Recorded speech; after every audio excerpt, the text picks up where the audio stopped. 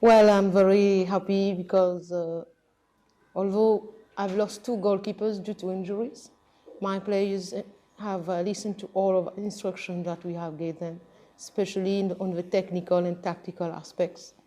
Because as you can see, South Africa, for me, was supposed to be the beast of a group. But I'm very proud of players, of myself, of the technical staff around me, and I'm sure this will help us in the next match against Angola. Firstly, my first goalkeeper, I don't think she would be able to play against Angola, but the second one, she will be able to play, and I think she will be helpful because either she is still young, but she listens and she is very intelligent, and she will be able to contribute to the team, even the second goalkeeper, the third goalkeeper also. Exactly as I mentioned in my previous interviews and in the first game also. It's my first time as head coach and the first time that most of the players came here. For them, I think it will be a great experience because even I played a 1-4-2-3-1 formation, which was very new for this girl because they were not used to adopt such system of play, and I think that they are happy. And for them, you can see that on their face they are really happy that they make such performance for their first appeal in such competition. Exactly, for us, the COSAFA is a learning platform because we are preparing for the Indian Ocean Games in 2023. So I've learned a lot. This will be helpful for the team. And if we got such team, for example, RSA, which is a good team, this will help us. And I think in terms of mental aspect, we have reached our target. Especially we have players of 16 years old, 17 and 20 years old. So we have already set up a benchmark, and I think in the 2 to 3 years, Mauritius will be able to get the COSAFA, will be champion. It is not something for me as a coach. For me, it's not something impossible. I think because the game, you must be intelligent. And I mentioned earlier in my interview, I said this also to the players, the mind control everything. Our hand, our eyes, our feet is only tools. We have to use it adequately on the pitch and know where and how. Thank you. Yeah, I will try to work a bit on the build-up, especially from the back four, and we will try to progress in front and finishing on goal because we have tendency to play long balls. We can start to build up at the back with objective to finish on goals. It's a bit our main issue because I understand a bit the defensive organization, but now we will put a bit more emphasis on the offensive organization. And when I watch the game of Angola against Mozambique, the defense is not as strong as I thought it would be. It will be easily because I have some strikers that are very rapid and they are young. They will be able to penetrate the defensive line. I think it was a great game to display, especially the young players that we brought on, because we brought in about 9 new players from the changes of the first game, and that allowed us to see and suss out how the players will behave, how they'll respond to the pressure, because we were expecting a game not as hard with a lot of resistance, because Mauritius is still a building team, so at the same time, psychologically for us, we needed to make sure that we were disciplined in our tactical approach, how we build up from the back, and then how we move to the next level of playing and attacking. And I think in the first probably 20 minutes, we were not sticking to the plan where we get the ball off our feet as quickly as possible, because we realized that they were just staying into their block and we couldn't really penetrate much. But I think the moment we found a sweet side, which was their left side, then we were able to capitalize on that and be able to score the first goal from that. And I think Having 16-year-olds on the field, it's hard for them.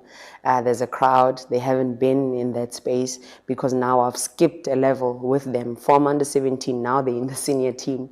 But I think they survived the challenge today. A couple of mistakes here and there, but that's how they learn. You don't just get experience from a tree. You get to play, make those mistakes, and learn from it. So I think we did okay.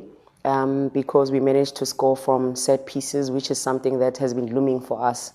We are able to create, but when we need to capitalize from set pieces, we couldn't do that, especially in the first game against Angola. So in this game, we were able to score goals from that, and I think it was great of us to be able to just use the spaces wide and bring in those crosses, especially if you look at the 2 goals that we scored, the first goal and the last goal. It was crosses coming in and finding wingers in there to be able to score. So I think we did pretty okay as a team, provided that it's under 25 players that were on the pitch today, with 16, 17-year-olds, under 20 players on the field. And yeah, we really did well. I think we did well.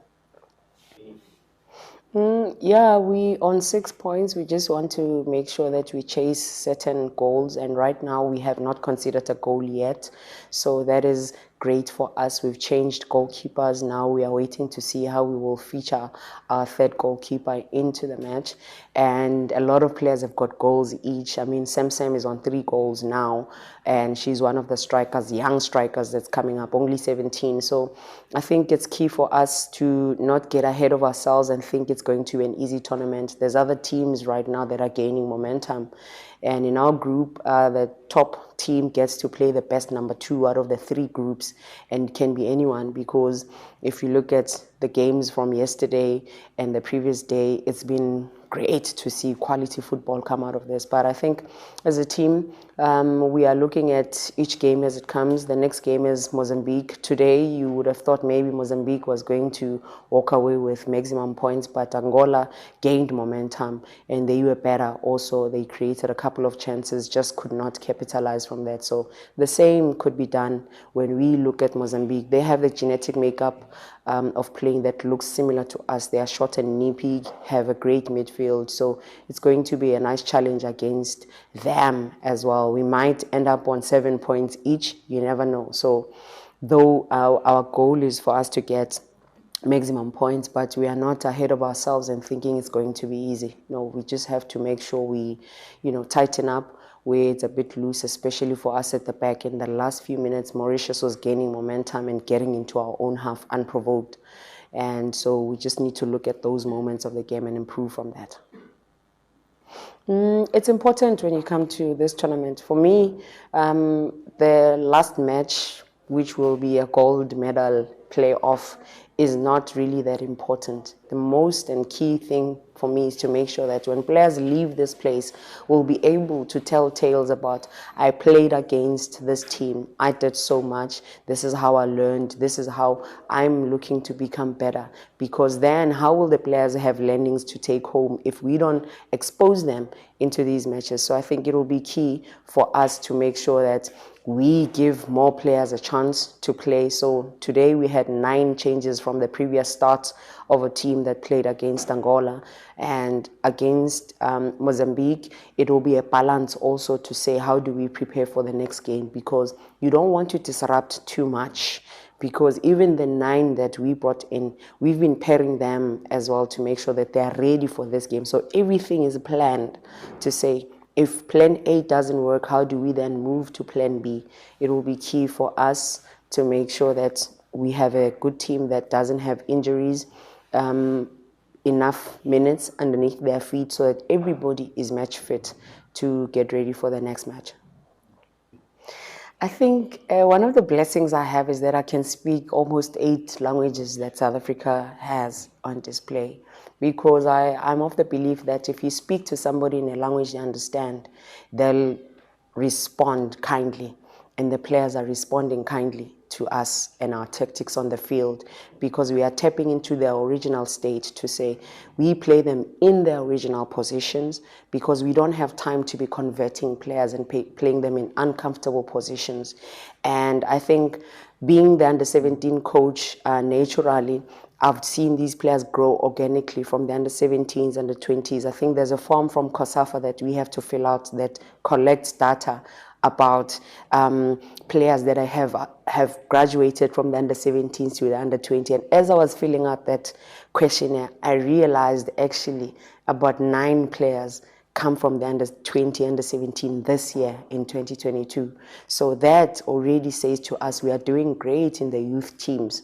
So I'm not sure about easy coming into this stage, because we are still going to face teams that are even more organized, that have the experience. I do not have the experience of playing COSAFA at the senior level, but the under-17 level, under-20 level, I can tell you back of my hand who plays how in which way. But here, it's also a learning for me. So there's a question I did fill out to say I'm also one of the graduates from the under-17 and 20 into the senior team. So it is key for us to be intentional with what we do in terms of development. It's not just the players, but the administrators, the coaches that are coming up, because that's how we are keeping database, and we're able to remind players to say it's a tournament, this is how we behave, this is what we are looking at. I mean, now that I'm saying all of this, I'm looking at the Tanzanian team, because I'm checking also which teams are coming back with the same type of players. That big Tanzanian team that is here in the senior team is the same Tanzanian team that played us in the under-17 in 2020. And when I look at their ages now, and I look at the ages that they brought in 2020, it's something to look at and to tell the tales about African football. I would just want to verify and know if they were that age coming into the under-17 COSAFA, because they are the current champs of the under-17 COSAFA championships. And now they are the defending champs of the senior team. So it will be interesting to see now they are playing against players and teams that are the same age as them. How will that fit? Because it's key for me to know that players of the correct age are given an opportunity to compete in the right age groups. And players at senior level, bring out a 12-year-old or 15-year-old, let them play and eke it out with the senior players.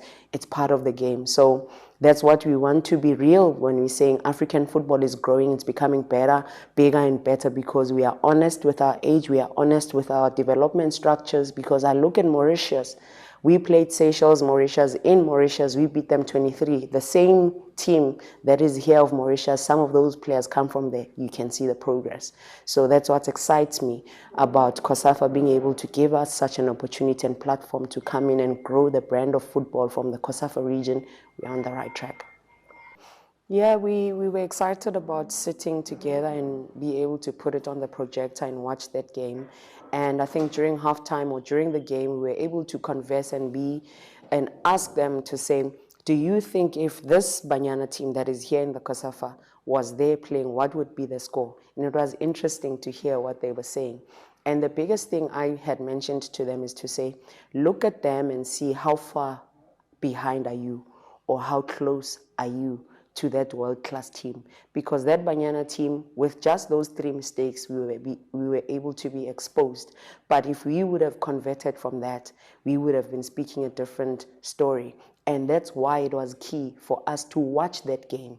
It propelled and helped us to see and stay focused and calm and understand that it's a process. It's a process to say, Brazil has one of the best coaches that has coached in USA. She has coached in Sweden. All over the world, she has coached. And she's at the helm of a team that has never considered a goal playing a tournament. And Banyana only considered 3 goals from that. And I said to them, we need to look at the 2 teams' great strengths that they have and how do we bring it into our game.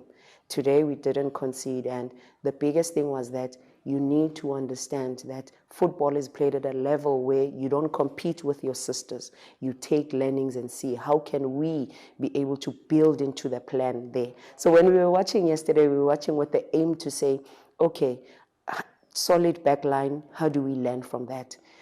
Does the goalkeeper come out? And today when I saw our goalkeeper come out, and I said, yesterday I asked if Andile didn't come out, what could she have done better? You need to be better today. So yesterday, when we were watching the game, we were watching with the eye of saying, that's the level. That's the epitome of playing against world-class teams. How do we match that standard while we are here in the COSAFA, so that we make sure that we speak the same language, because the caliber and the type of culture we have in South Africa is similar.